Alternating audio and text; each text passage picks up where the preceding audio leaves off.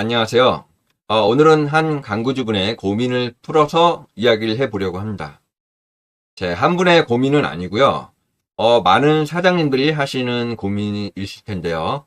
네, 사이트를 오픈하시거나 광고 진행을 하시면 광고 대행사에서 영업 전화를 엄청 많이 받아보셨을 겁니다. 단두통으로 시작을 해서 많으면 하루 종일 시달리는 경우도 있으실 텐데요. 광고 대행사 직원의 솔깃한 제안을 받아들여야 할지, 아니면 좀 더 알아보고 맡겨야 할지 고민하고 계신다면, 네, 반드시 보셔야 할 영상입니다. 네, 이렇게 오늘의 주제는 마케팅 광고 대행을 맡길 것이냐, 아니면 내가 직접 운영을 할 것이냐입니다. 네.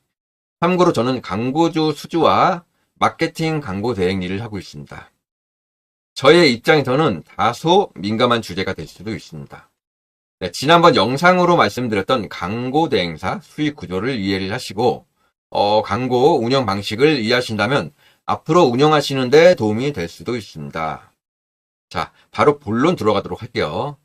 네, 먼저 온라인 광고 대행사를 이용하면 장단점이 있습니다.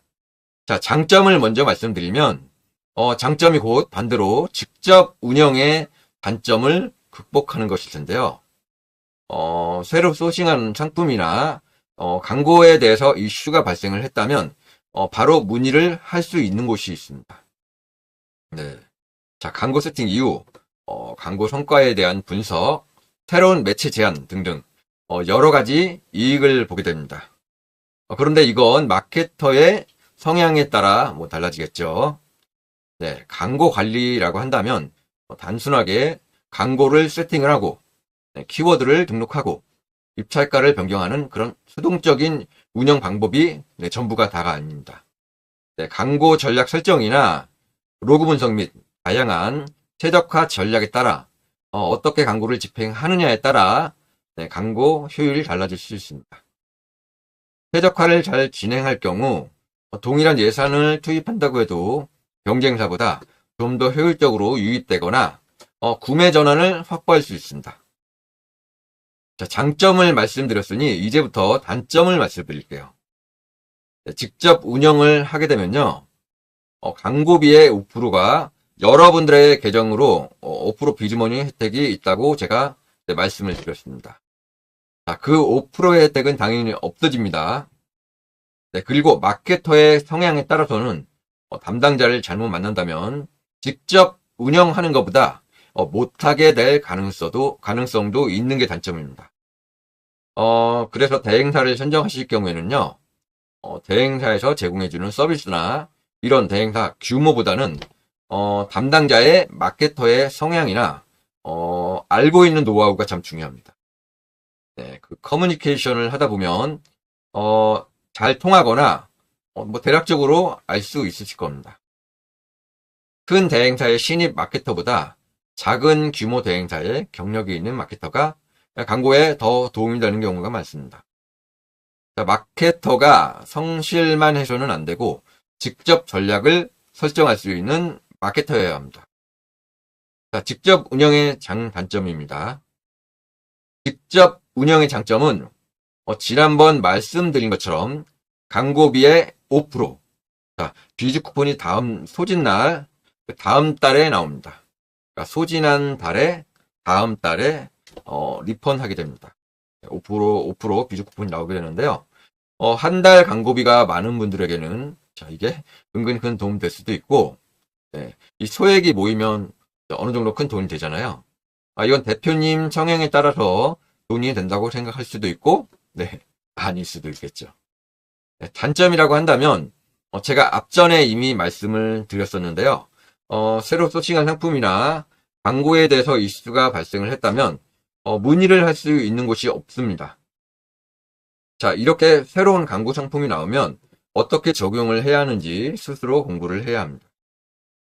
자, 예시로 자, 네이버 플레이스도 광고를 할 수 있습니다. 근데 여전히 모르시는 분도 계십니다.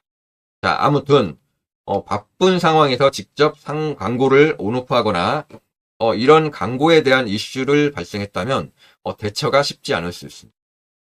광고비가 갑자기 소진되거나 네, 광고가 노출되지 않는 이슈가 발생을 한다면 바로 제처가 쉽지 않을 수 있는 상황이 있을 수도 있습니다. 자, 두 가지 방법 중에서 뭐가 이득이고 손해일지 대략 아시겠죠?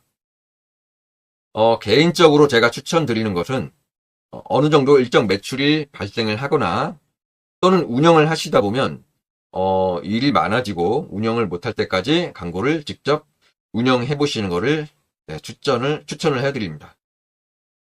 자, 처음부터 광고를 전적으로 맡겨버리면요, 기준이라는 걸 찾아볼 수가 없습니다. 그래서 무리한 광고비가 책정이 될 수도 있고요. 효과 측정이 불가능하니까 내가 모르기 때문에 어떻게 관리되고 있는지 파악이 안 됩니다. 잘 모르니까 대행사 마케터와 원활한 커뮤니케이션도 잘 안 될 수도 있고요. 자, 리포트가 오면 지표를 본인 스스로 판단을 할 수 있어야 하는데 그걸 못하게 되는 거죠. 자, 그리고 광고 대행사 마케터가 특히 경력이 많지 않으면 이직률도 잦아지는 경우가 많습니다. 자, 그래서 담당자와 연락이 두절되거나 갑자기 담당자가 변경되는 경우도 종종 있습니다. 자, 이렇게 믿고 대행사 직원에 맡겨놓고도 좀 답답한 그런 온라인 마케팅을 경험하게 될 수도 있습니다. 자, 물론 제가 말씀드리는 건 다가 아닙니다. 다 그렇다는 건 아니고요. 좋은 직원들도 상당히 많습니다. 자, 근데 내가 특징이 있는 사업이고, 자, 키워드도 많고, 자, 어려워서 세팅하는데 감을 못 잡겠다 하시는 분들도 대행사의 운영을 몇 달 정도 운영을 맡겨보시면서 공부를 하고 기존 세팅되어 있는 걸 가지고 공부도 한번 해보고요. 자, 그런 분석을 한번 해보는 것도 좋은 방법이 될 것 같습니다. 어쨌든 내가 이렇게 모른다면 제가 이제껏 설명드린 것처럼 광고비만 날릴 수밖에 없는 구조입니다. 광고 대행사 입장에서 수익을 극대화하려면 광고주의 광고비를 늘려야 합니다. 그렇게 유도를 할 수도 있는 거고요. 어쨌든 대행사 입장에서 보면 광고주가 비용을 많이 써야 많이 가져갈 수밖에 없기 때문에 광고주가 광고비를 많이 쓰면 그만큼 가져가는 수익 구조라고 말씀을 드렸죠. 그래서 광고비를 늘리려고 하지 줄이려고 하는 경우는 드물다고 보시면 됩니다. 자, 이것도 마케터 성향마다 다릅니다. 자, 직접 운영을 한번 해보시고 자기 쇼핑몰에 적당한 금액을 알아야 합니다. 자, 솔직히 제가 말씀을 드리면요, 직접 운영보다 대행을 한다고 한다면 자기 일처럼 해주는 경우는 사실 쉽지가 않습니다. 자, 물론 담당하는 최소한의 광고 담당자를 두고 많은 광고주를 유치하는 게 대행사의 궁극적인 목적이니 당연한 거겠죠.